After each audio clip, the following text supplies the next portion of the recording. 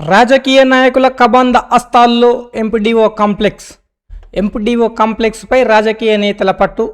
దొంగ ఎవరు, దొర ఎవరు? అద్దె కట్టకుండా ఏళ్ల తరబడి వ్యాపారం, అసలు అండ ఎవరిది? ప్రభుత్వ ఆస్తి ప్రైవేట్ చేతుల్లోకి, ఎంపీడీఓ కాంప్లెక్స్లో భారీ ఆక్రమణలు. అందరు దొంగలే, దొరికితే ప్రభుత్వ ఆదాయాన్ని మింగేస్తున్నది ఎవరు?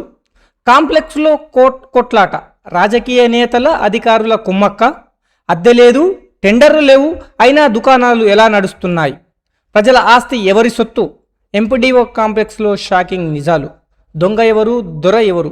జడ్చర్లలో హాట్ టాపిక్గా ఎంపీడీఓ కాంప్లెక్స్. ప్రభుత్వ ఖజానాకు నష్టం, మధ్యవర్తులకు లాభాల పంట. 16 ఏళ్లుగా అదే కథ.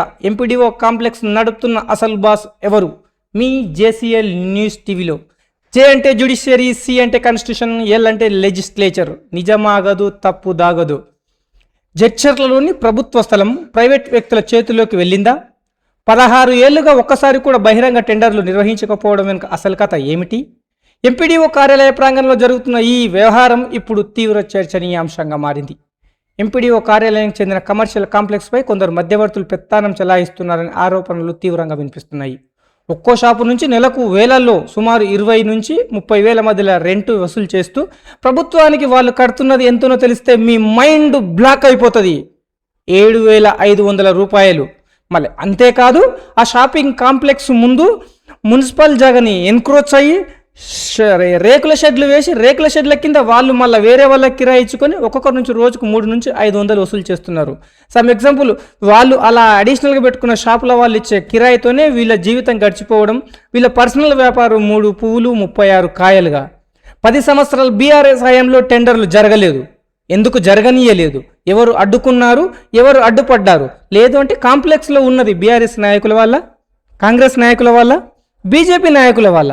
ఎంపీడీఓ కార్యాలయంలో ఉన్న ఒరిజినల్ డాక్యుమెంట్స్ దొంగతనంగా ఒక కాంప్లెక్స్లో కిరాయిదారునికి ఇచ్చిన ఆ ప్రభుత్వ అధికారి ఎవరు? మీ జేసీఎల్ న్యూస్ టీవీలో నిజాలు, నిప్పు లాంటి నిజాలు. ఇది పార్ట్ 1 న్యూస్ మాత్రమే.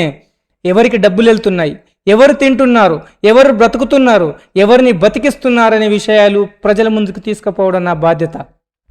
ద్విచక్ర వాహనదారులు జాతీయ రహదారి మీద పార్కింగ్ చేస్తున్నారు. మున్సిపల్ జాగాని కబ్జా చేశారు, రేకుల షెడ్ వేశారు, డ్రైనేజ్ పైనే వ్యాపారాలు, డ్రైనేజ్ వే పైనే వ్యాపారాలు చేస్తున్నారు. మరి ప్రమాదం జరిగితే, కుటుంబం కోల్పోతే దానికి డబ్బులు ఎవరు ఇస్తారు? షాపు యజమానే, ఫస్ట్ యజమానే, సెకండ్ యజమానే, ఎంపీడీఓ ఆఫీసు వల్ల, లేదంటే ప్రమాదం చేసిన వ్యక్తుల? ఎందుకు ఈ ఉదాహరణ వైఖరి మన జడ్చర్ల నియోజకవర్గంలో కొనసాగుతుంది? దీనికి అన్ని పార్టీలకు సంబంధం ఉన్న వ్యక్తులే గుత్తాధిపత్యంగా గత 16-20 సంవత్సరాలుగా చెలాయిస్తున్నారు.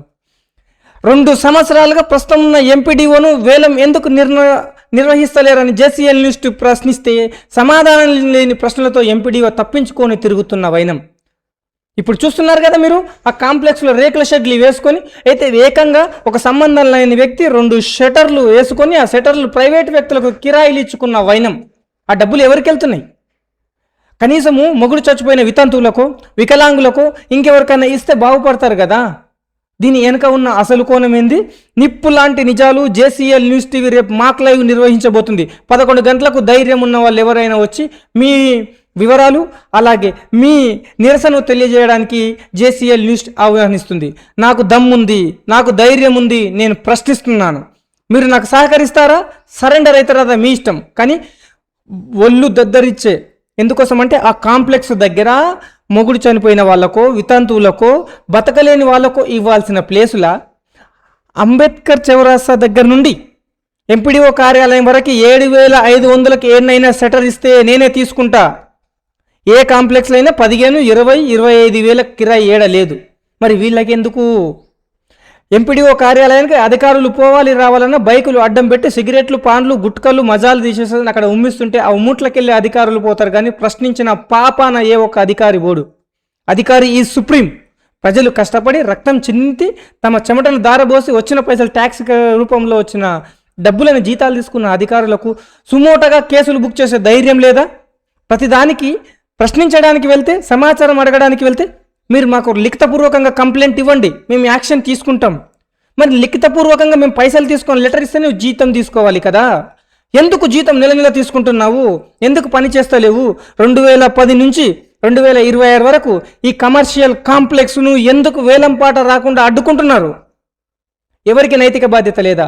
జేసీఎల్ న్యూస్ టీవీ భుజస్కంధాల మీద వేసుకొని ఇప్పుడు పోరాడుతుంది. నీకు చేతనైతే సహకరించు. రేపు ఉదయం 11 గంటలకు ఎంపీడీఓ కమర్షియల్ కాంప్లెక్స్ దగ్గర లైవ్ కార్యక్రమం ఉంటుంది. నాకు సహకరించాలనుకున్న వాళ్ళు ప్రతి ఒక్కరికి స్వాగతం, సుస్వాగతం. జేసీఎల్ న్యూస్ టీవీ నిజమాగదు, తప్పు దాగదు. రాజకీయ నాయకుల కబంధ అస్తాల్లో బందీ అయిన ఆ కాంప్లెక్స్ని బీద వాళ్ళకి ఇచ్చే వరకు జేసీఎల్ న్యూస్ టీవీ పోరాడుతుంది. ఈ విషయంలో ఎంతమంది నాతో సహకరిస్తారు, ఎంతమంది నాతో ఏకీభవిస్తారో కామెంట్ రూపంలో తెలియజేయండి మిత్రులారా.